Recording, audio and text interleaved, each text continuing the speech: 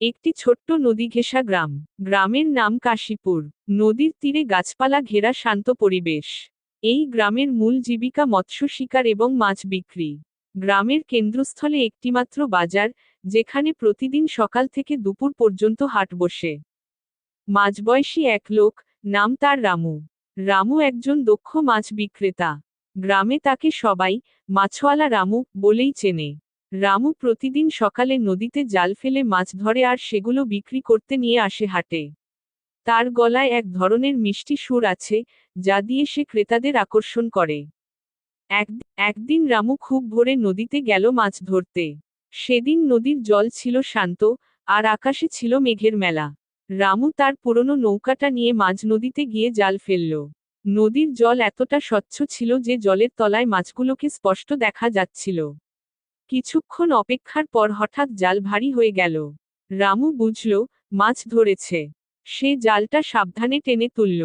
জালে অনেকগুলো বড় বড় কাতলা আর রুই মাছ ধরা পড়েছিল। রামুর মুখে হাসি ফুটল। মাছগুলো নিয়ে বাড়ি ফিরল। রামুর স্ত্রী লক্ষ্মী রান্নাঘরে কাজ করছিল। তাকে দেখে রামু বলল, লক্ষ্মী, আজ তো বেশ ভালো মাছ পেয়েছি। বাজারে নিয়ে গিয়ে ভালো দাম পাবো নিশ্চয়ই। লক্ষ্মী হাসিমুখে উত্তর দিল, ভগবান তোমার কপালে আজ ভাগ্য দিয়েছে, ভালোই হবে। বাজারে পৌঁছাতেই রামু তার পরিচিত জায়গায় বসে পড়ল। চারপাশে আরও কিছু মাছ বিক্রেতা ছিল, তবে রামুর হাঁকডাক আলাদা। সে জোরে জোরে বলতে লাগল, টাটকা কাতলা, টাটকা রুই, নদী থেকে সোজা এনে দিলাম। লোকজন আসতে শুরু করল। একজন গ্রাহক জিজ্ঞাসা করল, রামু দা, মাছগুলো সত্যিই টাটকা তো? রামু হাসি দিয়ে বলল, দাদা, মাছগুলো এতটাই টাটকা যে এখনো নদীর ঢেউয়ের গল্প করছে। সবাই হেসে উঠল। তবে হঠাৎ এক শহুরে লোক এসে বলল, এই যে মাছওয়ালা, এত জোরে চিৎকার করছো কেন? তোমার মাছ কি সত্যিই টাটকা? রামু শান্তভাবে বলল, বাবু, আমি মিথ্যে বলি না। মাছগুলো কাল রাতেও নদীতে খেলছিল। আমি নিজে জাল ফেলেছি। এই যে দেখুন, কাতলাটার চোখ এখনো ঝকঝকে। শহুরে লোকটি অবাক হয়ে বলল, বাহ, গল্পও ভালো বলো দেখছি। ঠিক আছে, একটা বড় কাতলা দাও। এইভাবে ক্রেতারা আসতেই থাকল। রামুর গল্পের মাধুর্য আর তার মাছের টাটকা ভাব ক্রেতাদের আকর্ষণ করল। বিক্রির মাঝেই রামু মাঝে মাঝে ছোট ছোট গল্প বলতো। নদীর কাহিনী, মাছ ধরার অভিজ্ঞতা, কিংবা জলের নিচের রহস্যময় জগৎ। লোকজন মুগ্ধ হয়ে শুনত আর মাছ কিনত। একদিন বাজারে নতুন এক মাছ বিক্রেতা এল। তার নাম ছিল মদন। সে শহর থেকে এসেছে বলে শোনা গেল। মদনের মাছের ঝুড়ি বড় আর রঙিন। সে দামেও কম রাখছে। রামু একটু চিন্তিত হল। গ্রাহকেরা মদনের দিকে বেশি ঝুঁকে পড়ল।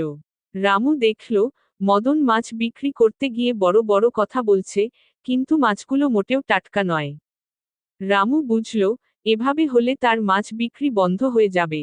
তাই সে ভাবল, কিছু একটা করতে হবে।